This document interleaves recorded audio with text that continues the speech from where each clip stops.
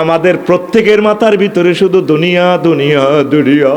আমাদের মাথার ভিতরে কোরআন নাই, আল্লাহ নাই, আখেরাত নাই। দুনিয়া করতে থাকেন, অল্প অল্প একটু আখেরাতও একটু ঢুকান।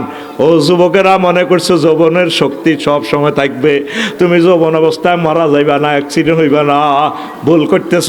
তুমি আল্লাহর দিকে একটু আস্তে আস্তে আসো।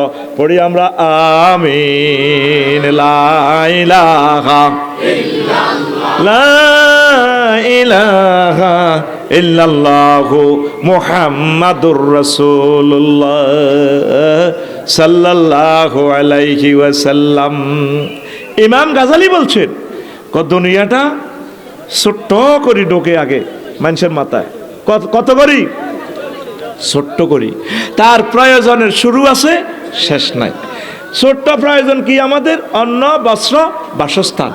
অন্ন, বস্ত্র, অন্ন মানে কি? দুগা ভাত। বাসস্থান মানে কি? বাড়ির যাইলেতে কত গল লাগবে, হুদবি গহন ন, শীতে তো মরবি।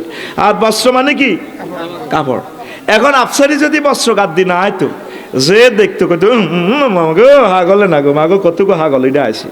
যে দেখতো ল্যাংড়া দেখলে আরে আল্লাহ আল্লাহ রে আল্লাহ।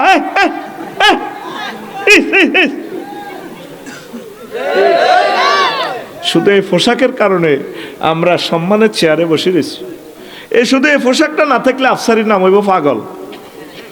পাগল কইব। আমি যতই বিশ্ববাসীরে বলি, ভাই আমি তো পাগল না, আদু হাগল।